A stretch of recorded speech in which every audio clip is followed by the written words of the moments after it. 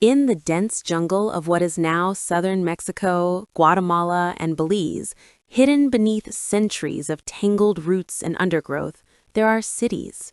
Not ruins in the casual sense of the word, not scattered stones or broken walls, but cities, vast, sophisticated, architecturally ambitious cities that once housed hundreds of thousands of people, that had palaces and temples and markets and universities, that had running water systems and advanced astronomical observatories, that produced art of breathtaking delicacy and mathematics of genuine sophistication.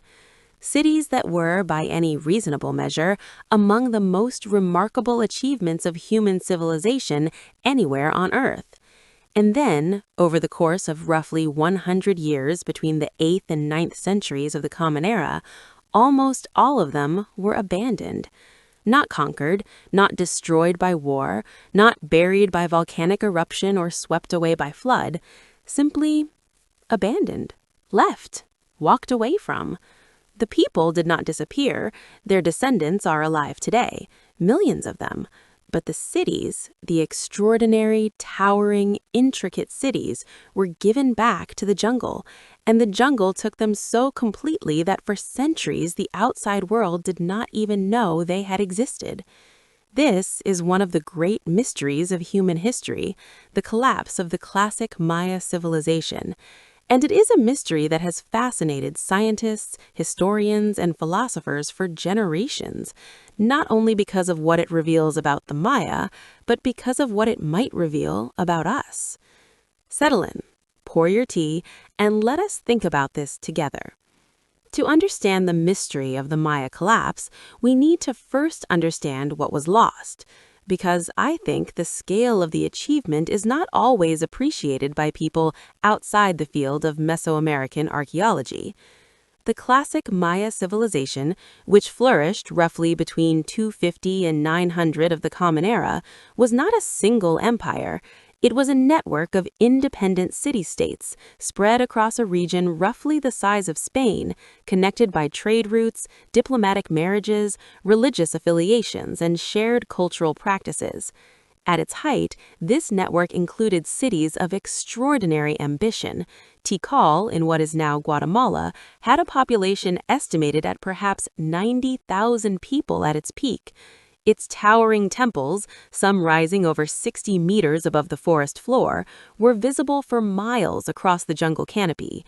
Calakmul, its great rival, was similarly vast. Palenque produced architectural sculpture of such refinement that modern visitors still struggle to believe it was carved without metal tools. The Maya developed one of the most sophisticated writing systems ever created, a complex script combining syllabic and logographic elements that took modern scholars decades to decipher.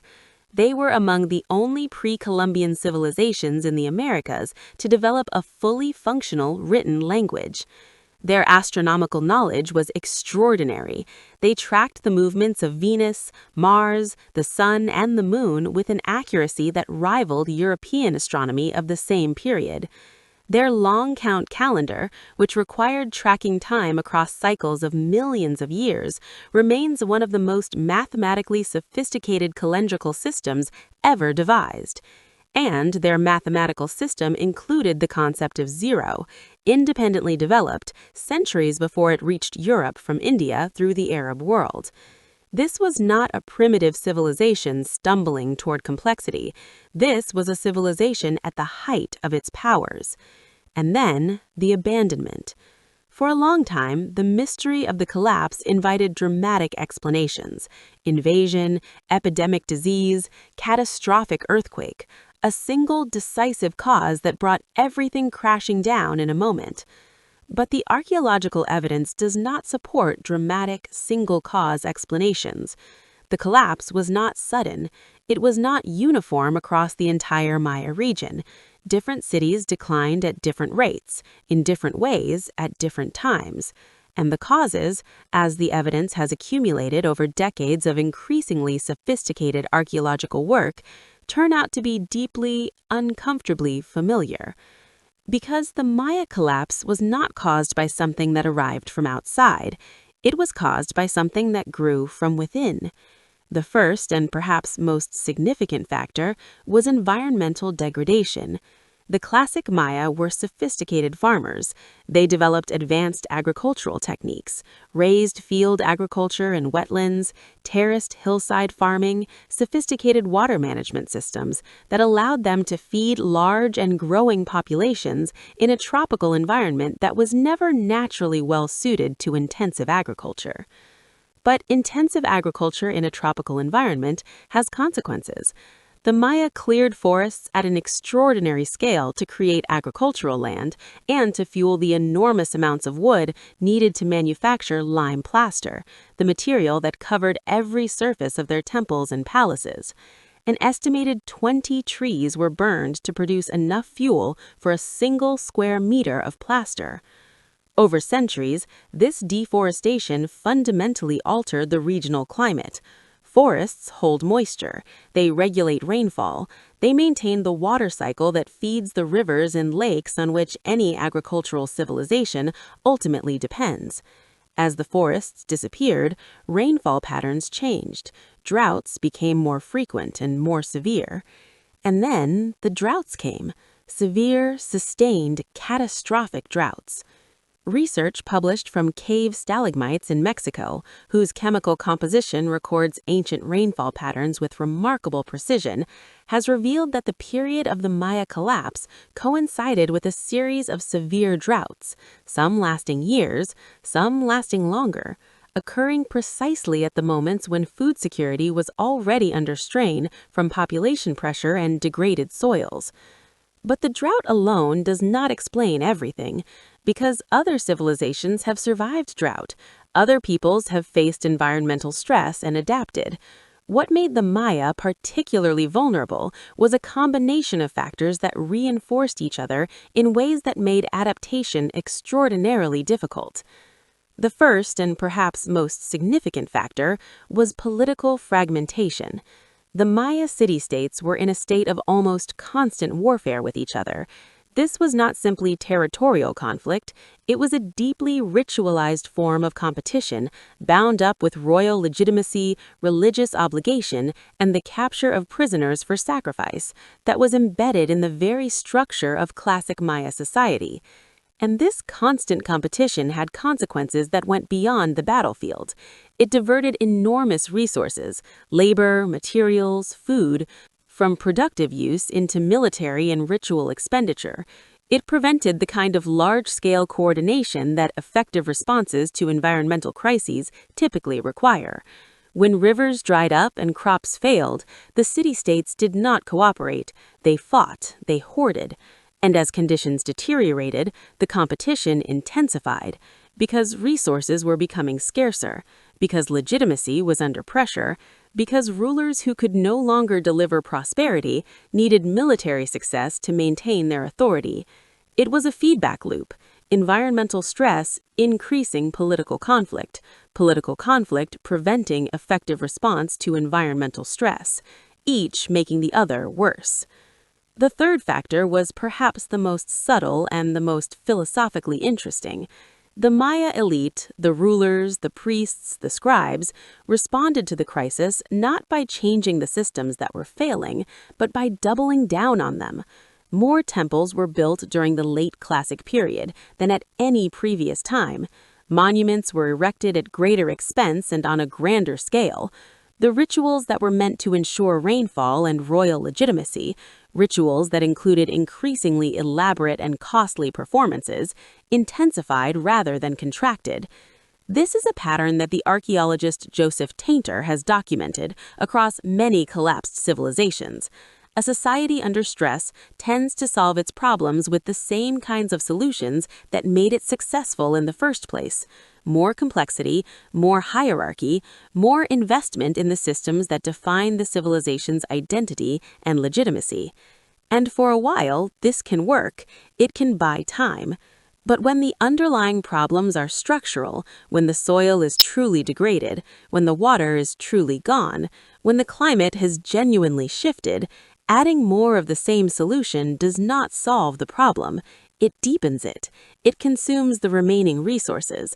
It delays the adaptation that might have been possible if the resources had been available earlier. By the time the ordinary people of these cities began to leave, and they did leave, gradually in increasing numbers, long before the final abandonment, the elite were still building monuments, still performing rituals, still maintaining the forms of civilization as the substance of it was draining away. And then, over the course of those 100 years, the cities emptied.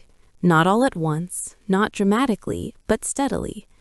People leaving in small groups or large ones, moving north where the rains were slightly more reliable, moving to smaller communities that were less demanding, less hierarchical, less expensive to maintain. The jungle moved in quickly, and the tropics it always does. Within a generation or two, the plazas that had hosted thousands of people were crossed by animal tracks rather than human feet. The temples disappeared under the weight of roots and vines. The cities became forest. And there they stayed, for 1,000 years, until the first European explorers stumbled into clearings and found themselves confronted with structures they could not believe, could not attribute to the people they saw living nearby, could not incorporate into their understanding of what civilization was and where it had come from. The Maya had not vanished, but their civilization, the particular elaborate urban form of it, had ended. I want to stay here for a moment before we close, because I think the most important question the Maya collapse raises is not historical. It is not what happened to the Maya. It is, what does it mean that it happened?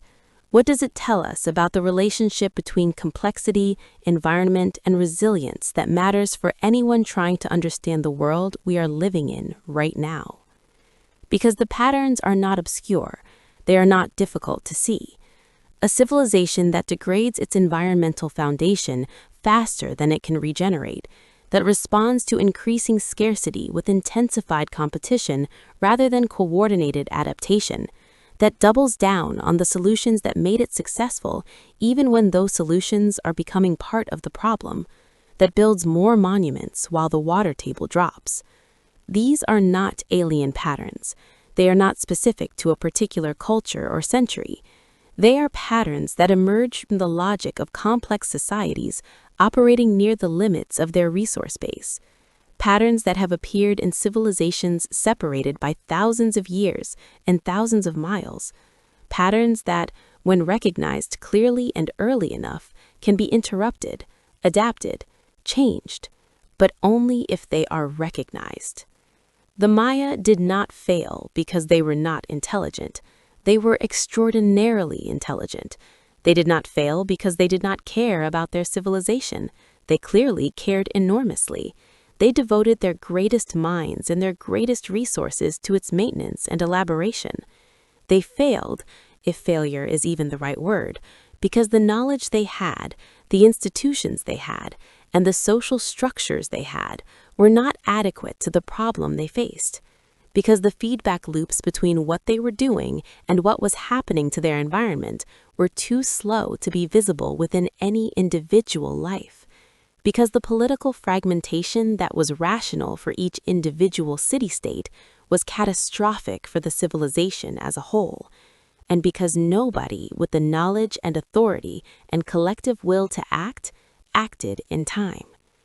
Before you leave this moment, I want to offer you one question to carry, not about the Maya, about you, about the systems you are part of.